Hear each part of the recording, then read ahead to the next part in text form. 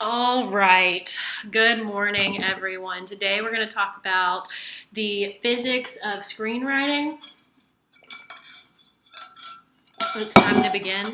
And let's see, what are we doing next? We're going to save the cat. What are you doing? I'm teaching your class.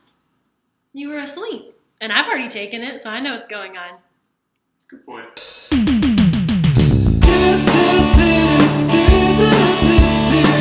Alright, so as you have already heard, we are going to be talking about the physics of screenwriting. This is what Snyder calls these tips that he included near the end of his book. And mostly these are just little ways to sneak things into your movie. Some of them are used to distract the audience. Some of them are used to convince the audience to buy into your story. None of these are really necessities, I don't think, but they are very helpful tricks that you can do to make your movie more appealing to your audience. We talked about in the last video the beat sheet and how you need to hit all of these different parts in your movie. That, I do think, is pretty necessary as far as making a very cohesive and coherent movie.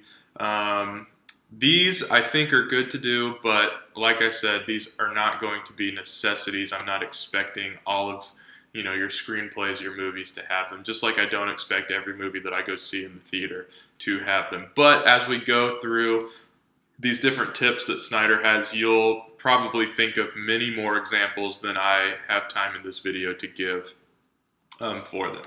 So we'll start with the one where Snyder gets the title of his book, the Save the Cat rule. And this rule states that the hero needs to do something when we meet him so that we like him and want him to win. We see this very verbatim, very literal example of this in The Incredibles when Mr. Incredible stops and saves the cat. That's where this idea comes from. But there are many different ways you can do this. We'll look at an example from another Disney movie here in a minute. But you as the screenwriter need to be mindful of getting the audience in sync with the plight of your hero from the very start. We talked about how you need to get to the setup pretty quickly, the first 10 pages, then get to the catalyst. By the time you get to the catalyst, you should have already set up in your setup the reasons why the audience should be rooting for your hero. Some of these are going to be those ticks, those 6 things that need fixing. But another way to do that is to include some type of save the cat scene early on. This is especially going to be applicable when you have some type of anti-hero or a hero with a comeuppance tale, maybe somebody who doesn't start as a hero or as a necessarily good person. But you can give them some action, some scene that will make them at least more likable than the antagonist. That's the goal. And so we'll see how they do that here in Aladdin.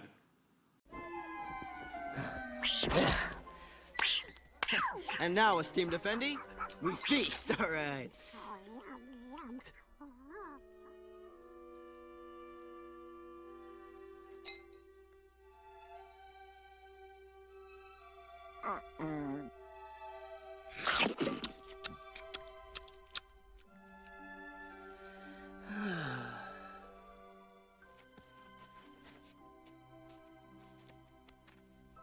Here. Go on, take it.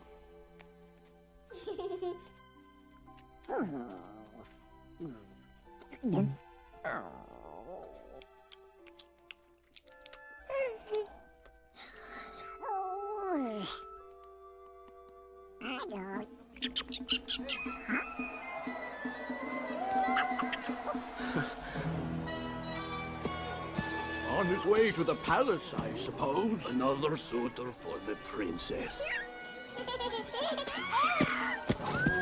Out of my way, you filthy brats! Hey! If I were as rich as you, I could afford some manners. Oh, I'll teach you some manners!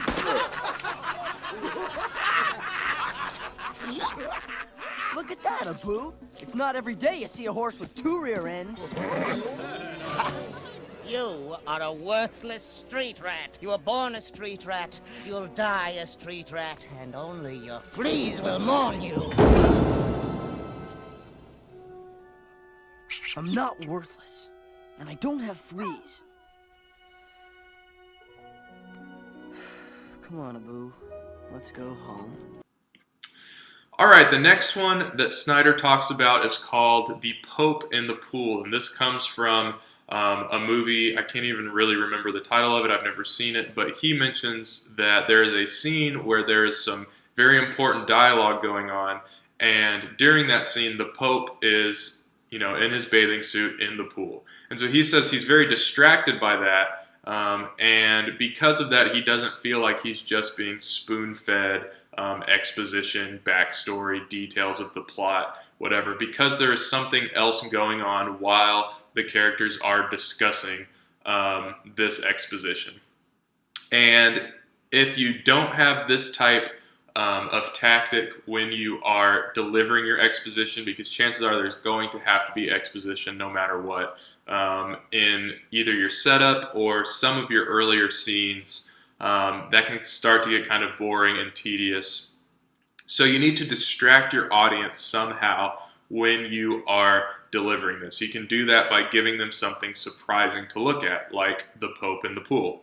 You can incorporate some type of humor. You can add a lot of tension. We're going to look at examples of each of those. And Snyder says there are 3 easy ways to bury your exposition, and we'll look at examples of each of those. There's characterization, there's conflict, and there's environment. So when we think of characterization, this is incorporating part of the plot description as your audience gets to know the characters. And the earlier you can incorporate this technique, the better it works if you're going to take the characterization route. And the example I want to show you today is just from the very first Harry Potter movie. Actually, it's the very first scene of the first Harry Potter movie. They do this because you're just getting acquainted with the characters, and they throw a lot of plot and a lot of characterization at you at once. So let's watch that scene and you can see what I'm talking about.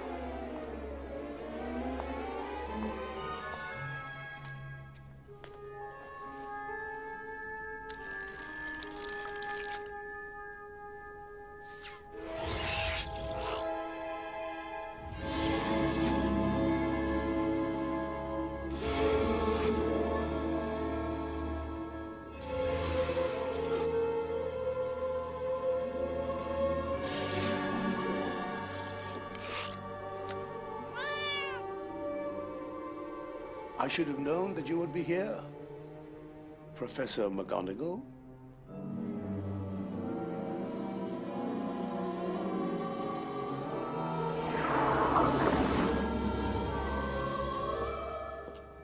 Good evening, Professor Dumbledore. Are the rumors true, Albus? I'm afraid so, Professor. The good and the bad. And the boy? Hagrid is bringing him. Do you think it wise to trust Hagrid with something as important as this? Ah, Professor, I would trust Hagrid with my life.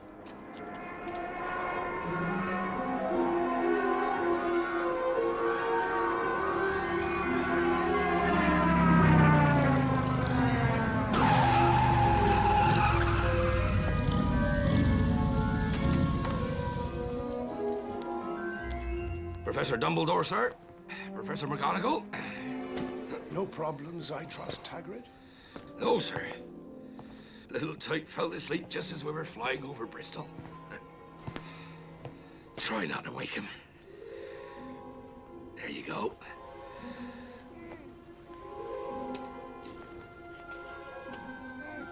Albus, do you really think it's safe? Leaving him with these people. I've watched them all day. They're the worst sort of muggles imaginable. They really are. The only family he has. This boy will be famous. There won't be a child in our world who doesn't know his name. Exactly. He's far better off growing up away from all of that. Until he is ready.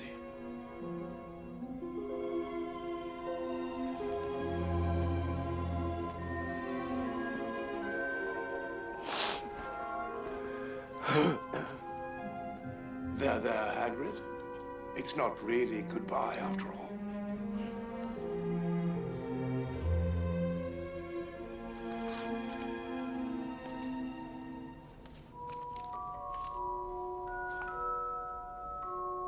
Good luck, Harry Potter.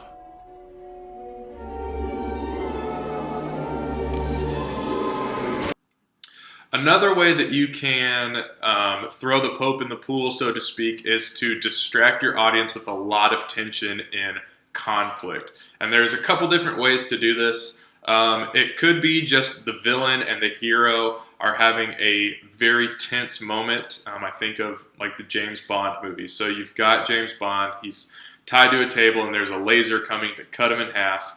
And, you know, every 10 seconds or so, the camera pans over to the laser getting closer to him.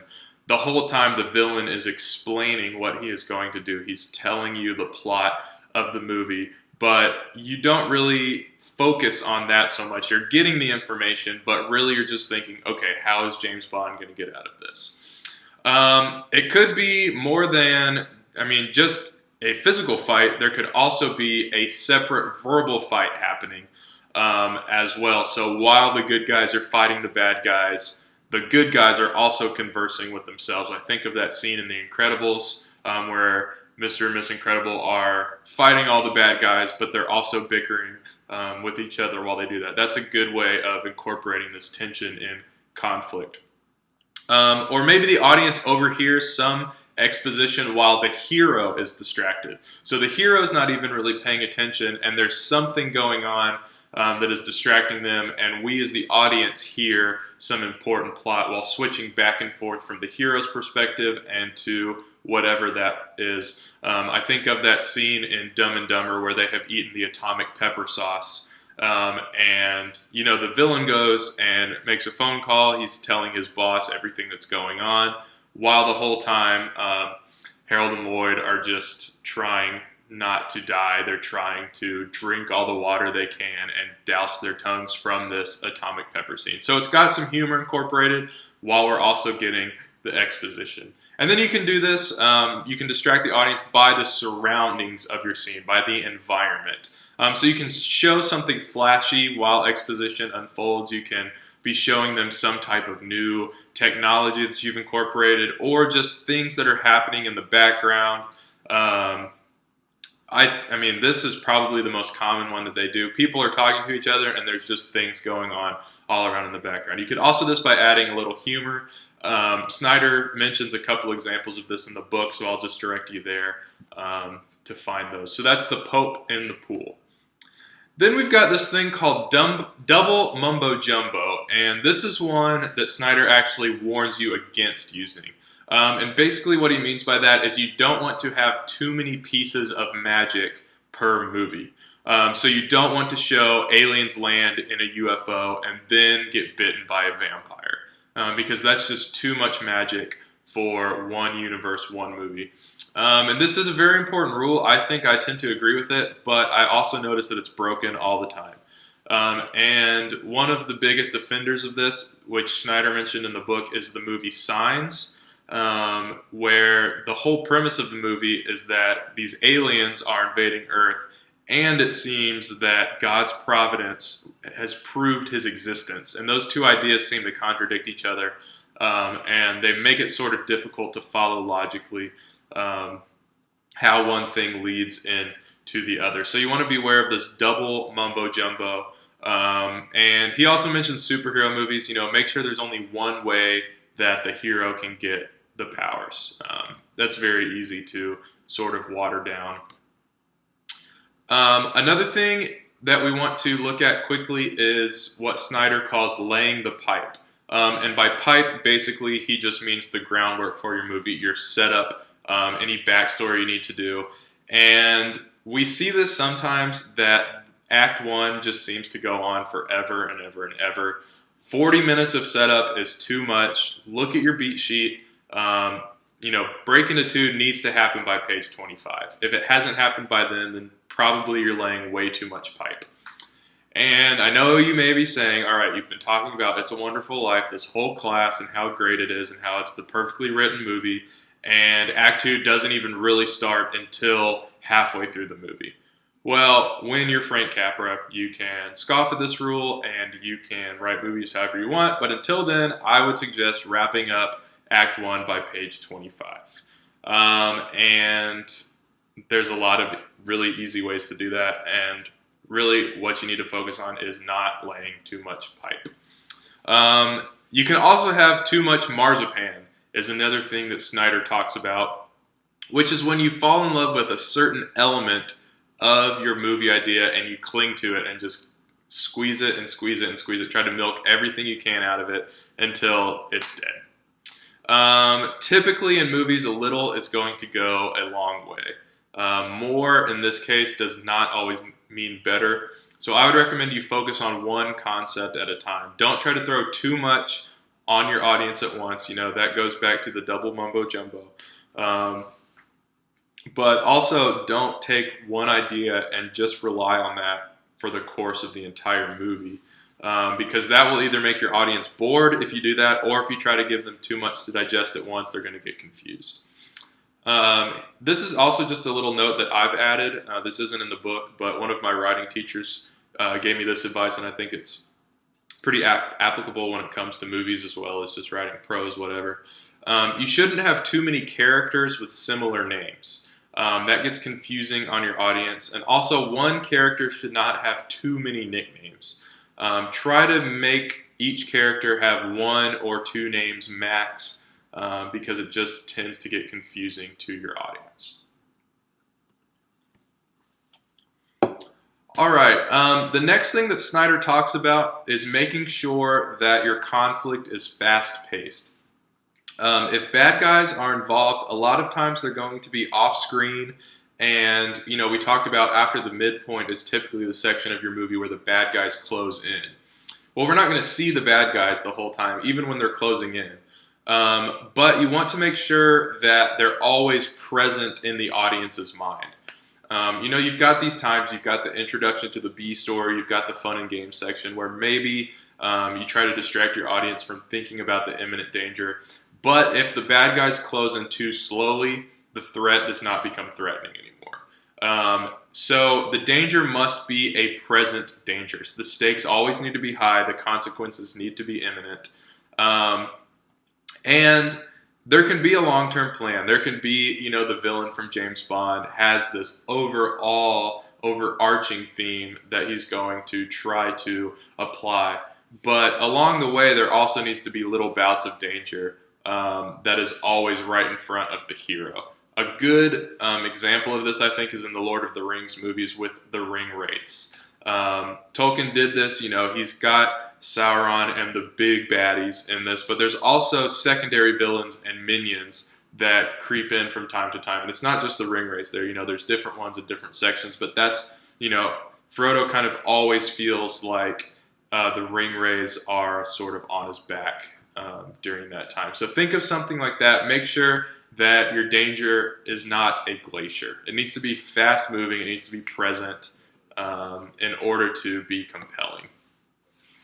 One of the last things that Snyder talks about, which kind of goes back to what we talked about in the I Need a Hero video, is the character arc.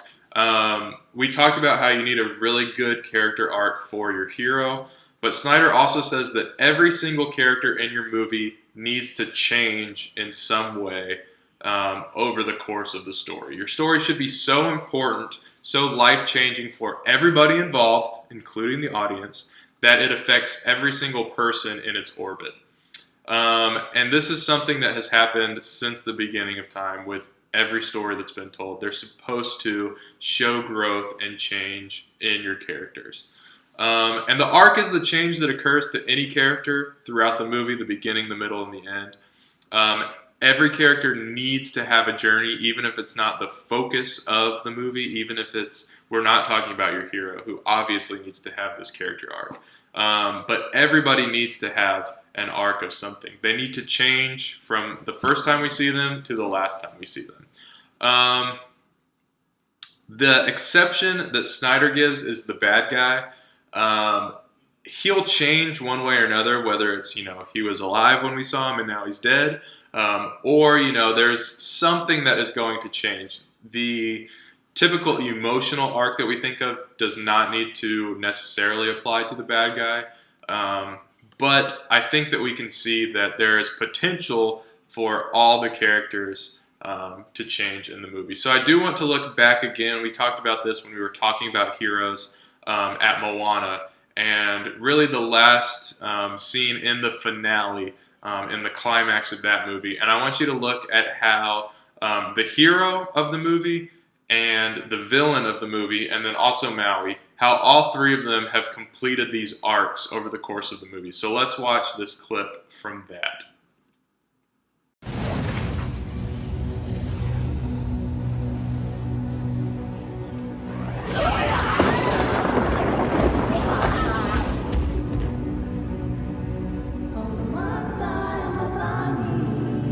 I have crossed the horizon to find you.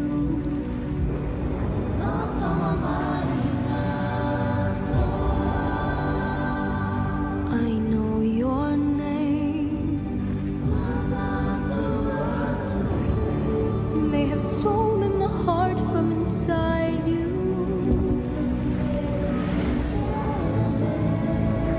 But this does not define you. This is not who you are. You know who you are.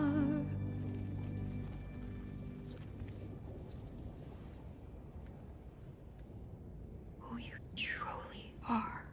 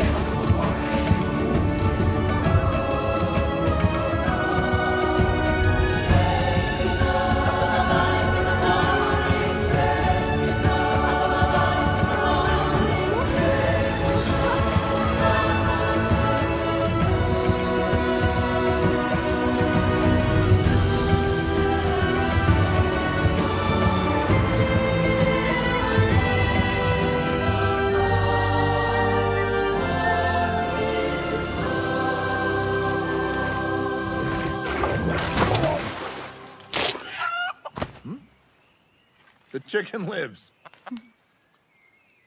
I'm sorry about your hook. Well, hook, no hook. I'm Maui.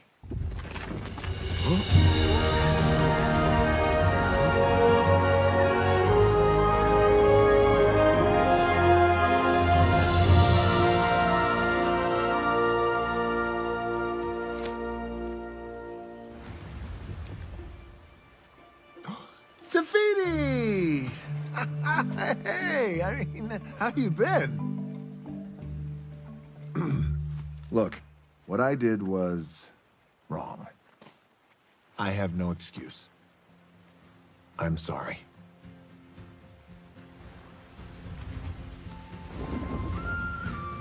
You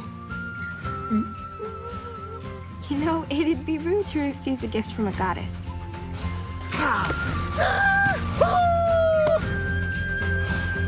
Thank you. Your kind gesture is deeply appreciated.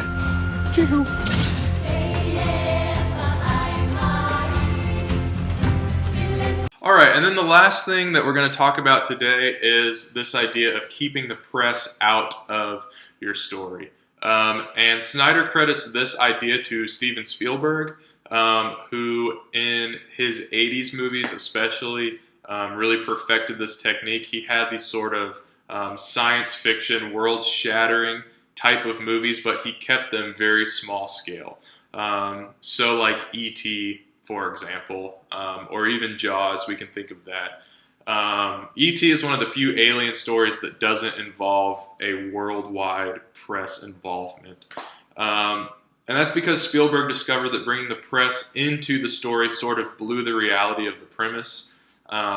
He kept it contained to just the family, just the block, even when, the doctors and the scientists came in and everything. They kind of kept it hush-hush, and they kept it in the street block where the whole story happened. And this kind of kept the secret between, the government and Elliot's family, and also us as the audience, and the magic stayed real. There are going to be some exceptions. If it's a movie about the press, like The Post, or a worldwide problem where characters from all over the world are involved, like War of the Worlds, you want to keep the press out. And yes, I realize that both of those movies I just mentioned are Steven Spielberg movies. I did that on purpose to show that, yes, even he makes exceptions for this. But those are really the only exceptions, and I try to, as much as possible, keep the press out of my screenplays. So those are just a couple tips that Snyder has as far as what he calls the physics of screenwriting go. Be sure to look at Canvas today and over the next couple days, and just make sure you're getting all of the assignments done. I think everything that you've got this week is dealing with the beat sheet. So really review the last video on the beats of a movie. Look at that PowerPoint closely, and you should be good to go on that. As always, reach out to me if you have any questions. I'm happy to answer them. And I will see y'all in the next video.